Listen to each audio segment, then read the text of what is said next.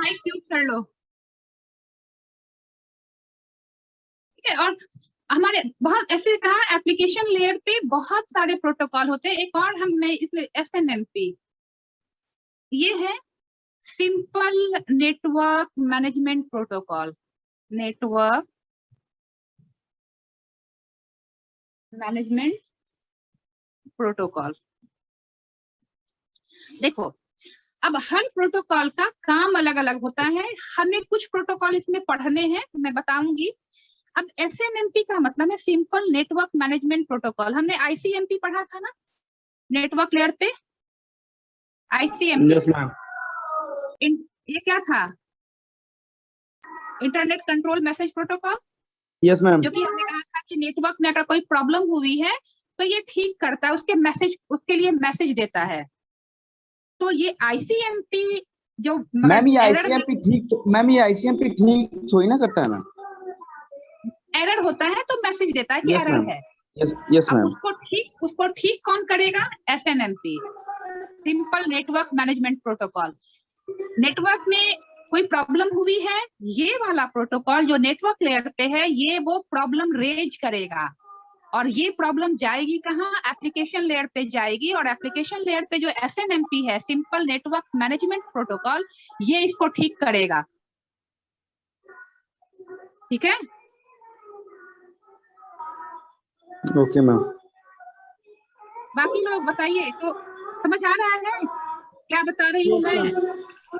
अलग, अब क्या है कि अलग अलग प्रोटोकॉल का काम, अभिषेक तेरा कुछ हो रहा भाई? Yes think so. अब अलग अलग लेयर जो प्रोटोकॉल हैं उनके काम अलग अलग होते हैं। तो हर का हमें DNS पढ़ना है, HTTP पढ़ना है, FTP पढ़ना है, टेलनेट बहुत थोड़ा सा पढ़ना है, NFS अभी नहीं पढ़ना है, SMTP भी आई थिंक थोड़ा सा पढ़ना है। तो हमें ये कुछ प्रोटोकॉल पढ़ने हैं एप्लीकेशन लेयर के। और भी इस लेयर पे और भी बहुत सारे प्रोटोकॉल होते हैं, मैंने बहुत थोड़ा सा लिखा है। उसके बाद हमारा सेशन लेयर और प्रेजेंटेशन लेयर पे जो प्रोटोकॉल यूज होते हैं, we don't have to study, they are. तो नेक्स्ट हम जो करेंगे, हमारा ट्रांसपोर्ट लेयर पे तुम लोगों को मैंने बताया है दो हमारा प्रोटोकॉल यूज होते हैं, TCP एंड UDP। और नेटवर्क लेयर पे भी मैंने बता चुकी हूँ कि हमारे पास IP होगा, ICMP होगा और IGMP, ये सारे प्रोटोकॉल यूज होंगे। तो अब इनमें से हमें DNS बहुत डिटेल में पढ़ना है। DNS, domain name system, domain name system, ये वाला जो हमें पढ़ना है, that this we have to study in detail. ठीक है, ये प्रोटोकॉल। अब डोमेन नाम सुना है तुम लोगों ने? डोमेन होता क्या है?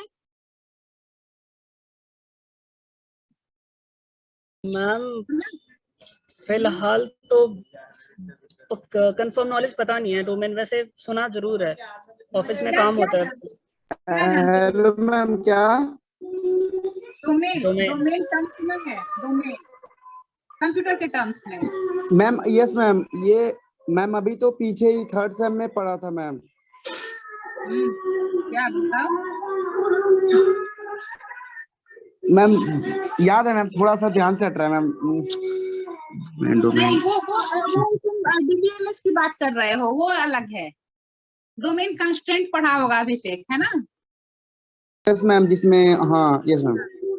नहीं, बट ये डोमेन अलग है। देखो ये डोमेन क्या है, मैं अभी बेसिक इसका एक ओवरव्यू दे देती हूँ तुम लोगों को। DNS का होता काम क्या होता है। देखो हम अगर किसी ब्राउजर पे कोई, सपोज तुमने लिखा google.com, ठीक है, तो मतलब क्या, ये हमें इसके सर्वर से कनेक्ट होना है। तो हम अपने URL पे जाके HTTP, पहले हम लिखते हैं www। हाँ, हेलो मैम, ये जो है ना Yes. www, ये इसका मैम डोमेन नेम है। ये डोमेन नेम लेना पड़ता है कि सर्वर का मैम, ऐसे? हाँ बिल्कुल, डोमेन स्पेस खरीदना पड़ता है। यस मैम, तो हमें वही वही मेरे चीज को। पढ़नी है कि ये है क्या और क्यों जरूरी है।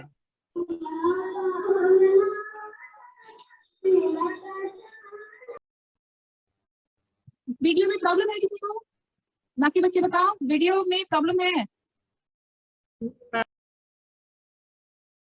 अच्छा 2 मिनट दो, 2 मिनट दो।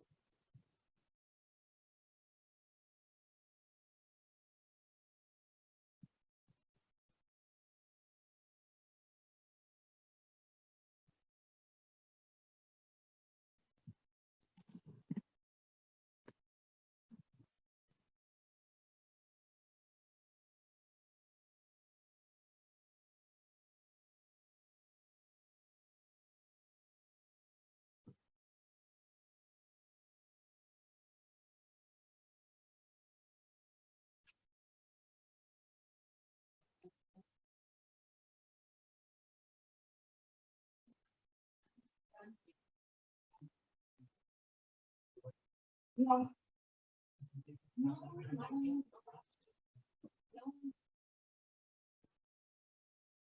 No.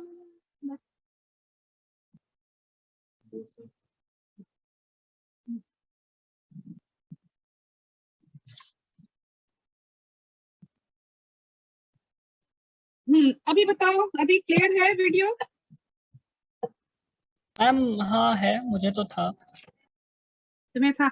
बाकी लोग बताइए, अभी वीडियो क्लियर है या नहीं? मैम वीडियो तो Yes, मेरे में ma'am, पहले से क्लियर था, बस मैम आपकी वॉइस कट रही थी उस वक्त थोड़ा थोड़ा। अभी ठीक है? Yes ma'am. Yes ma'am clear है अभी। देखो तो अब व्हाट ये डीएनएस का यूज और काम क्या है कि देखो, सपोज मुझे एक सर्वर से कनेक्ट होना है, अगर मैं google.com लिखती हूँ तो व्हाट डज इट मीन? इसका मतलब है कि मैं गूगल के सर्वर से कनेक्ट होना चाहती हूँ, है ना?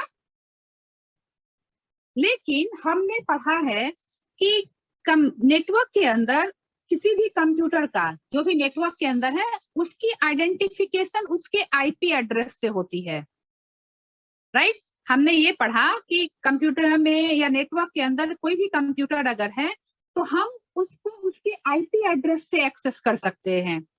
तो यहाँ पे जब हम google.com लेते हैं तो हम आईपी एड्रेस नहीं लिख रहे हैं, बट हम गूगल के सर्वर से कनेक्ट हो जाते हैं।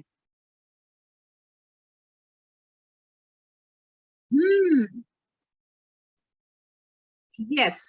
तो अब है क्या कि देखो, हम ह्यूमन हैं, हमारा ब्रेन जो है वो फिजिकल मतलब नेम्स कैरेक्टर्स याद रखने में ज्यादा कन्वीनियंट है एज कंपेयर टू नंबर्स।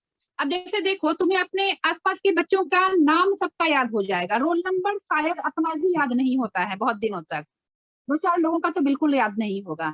तो हम ह्यूमन जो हैं वो नंबर्स याद रखने में कम इफिशिएंट होते हैं as compare to textual things. तो इस प्रॉब्लम को समझा गया कि अगर हम देखो, हमारे पास बहुत सारे सर्वर से हम बहुत सारे साइट से कनेक्ट होते हैं, तो अगर मुझे सबका आईपी एड्रेस याद रखना पड़ा तो it will be very difficult कि हम आईपी एड्रेस याद नहीं रख पाएंगे।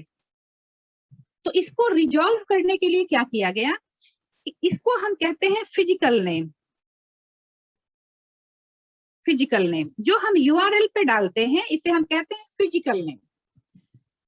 तो एक सर्वर बनाया गया, एक नहीं एक कलेक्शन ऑफ सर्वर बनाया गया जहां पे फिजिकल नेम रखा गया और उसके अगेंस्ट उसकी जो आईपी एड्रेस है वो रखी जाती है। जब हम यूआरएल पे फिजिकल नेम डालते हैं तो हम कंप्यूटर पे या नेटवर्क पे इसका कोई मतलब नहीं है। तो डीएनएस क्या करता है, डीएनएस इसके फिजिकल नेम को एक्सेस करता है। डीएनएस का अपना अलग सर्वर होता है, मतलब पूरी एक सिस्टम है डीएनएस की, not server, set of servers होता है, जो मैं अगली क्लास में कराऊंगी, सेट ऑफ सर्वर्स होता है। तो जब हम अपने देखो, होता क्या है कि हमने मेरा अपना कंप्यूटर है, मैंने अपने यूआरएल पे लिखा google.com। google.com का कोई मतलब नहीं है नेटवर्क में, तो हमारा ब्राउजर क्या करेगा, इसको हमारे ऑपरेटिंग सिस्टम को हैंड ओवर कर देगा कि भाई इसको रिजॉल्व करिए। ऑपरेटिंग सिस्टम एक हमारे पास स्ट्रक्चर होता है, जब आप चूंकि हम नेटवर्क ब्राउजर मैंने जैसे ही कहा तो हम नेटवर्क यूज कर रहे हैं, नेटवर्क।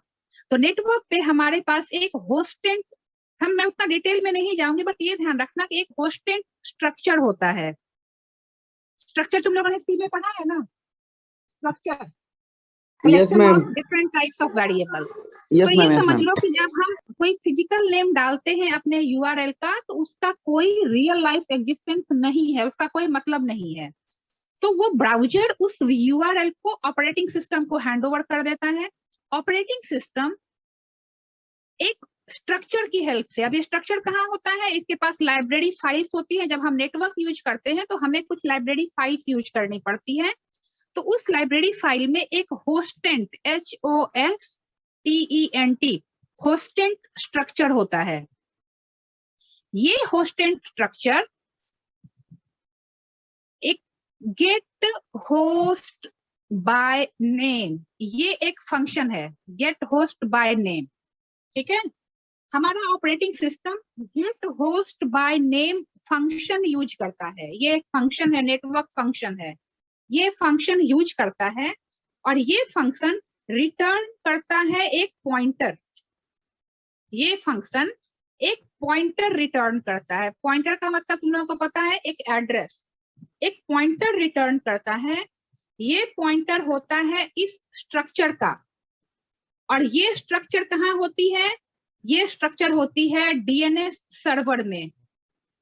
तो ये जो पॉइंटर होगा ये डीएनएस सर्वर में होगा और स्पेसिफिक जो एड्रेस होगा उस एड्रेस पे इसका जो कॉरेस्पॉन्डिंग आईपी एड्रेस होगा वो रहेगा।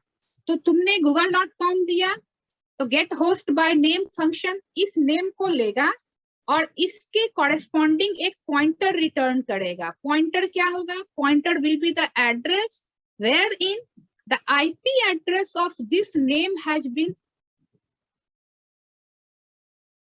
अच्छा, बाकियों को भी वॉइस में या नेट ऑडियो में प्रॉब्लम है? No, ma'am. There might be network issue from your end. Ma'am मेरे को लगता है भावेश की साइड से नेटवर्क इशू होगा। ठीक है, मैं फिर से रिपीट कर रही हूँ। देखो, मैं एक प्रोसेस तुम लोगों को पूरा यहाँ लिख के बता देती हूँ। हालांकि इतना डिटेल में पढ़ने की तुम लोगों को जरूरत नहीं है, बट समझने के लिए जरूरी है। ये तुम लोगों को अगले सेमेस्टर में पढ़ना है बहुत डिटेल में। देखो, जब हम यूआरएल पे कोई फिजिकल नेम देते हैं तो हमारा ब्राउजर जो है, ब्राउजर को पता है कि आपने फिजिकल नेम दिया है, वो इसको वापस कर देगा हमारे ऑपरेटिंग सिस्टम को। ऑपरेटिंग सिस्टम फंक्शन यूज करता है गेट होस्ट बाय नेम। ये एक फंक्शन है। इसके अंदर जो ये वाला फिजिकल नेम है ये इसके आर्गुमेंट में पास होगा। ये रिटर्न करेगा एक पॉइंटर। पॉइंटर का मतलब एड्रेस।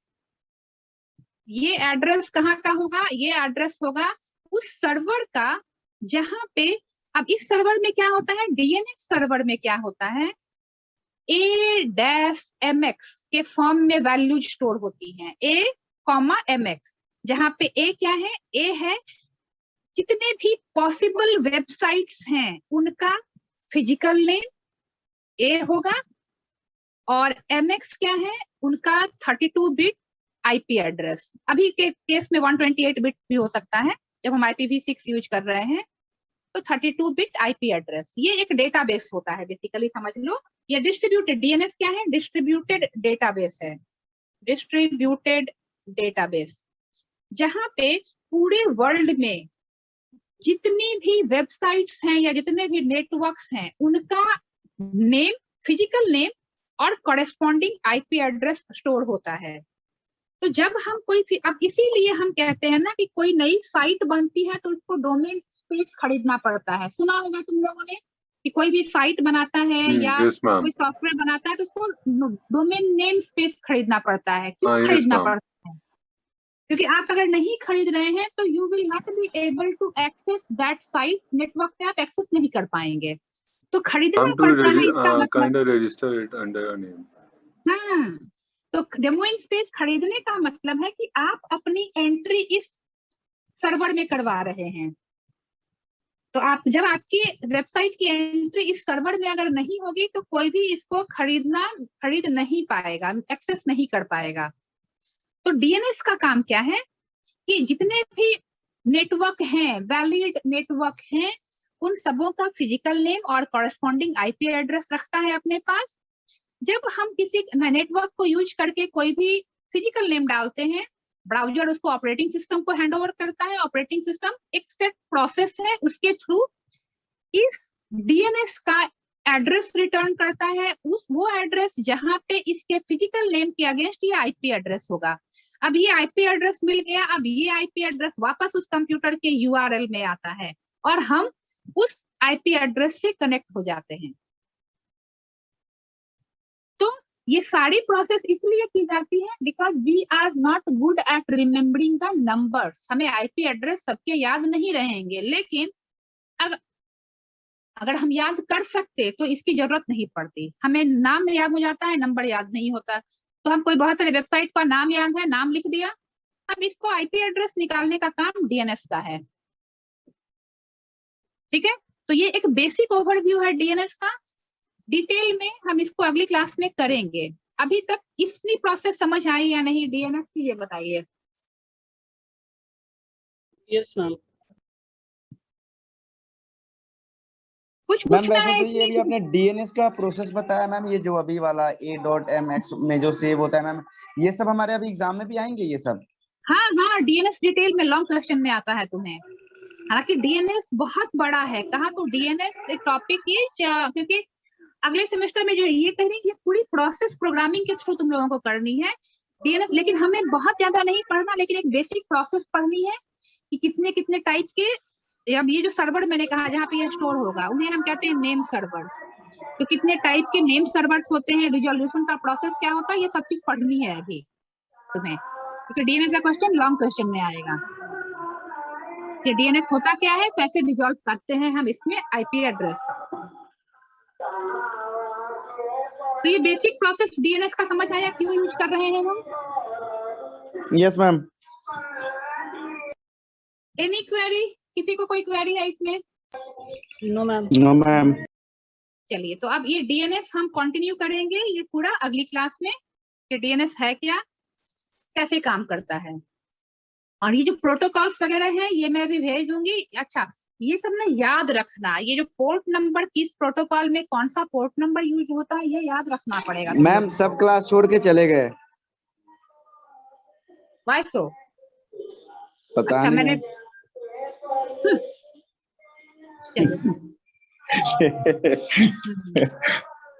चलिए ठीक है, फिर अगली क्लास में हम इसको डीएनएस को कंटिन्यू करेंगे, राइट?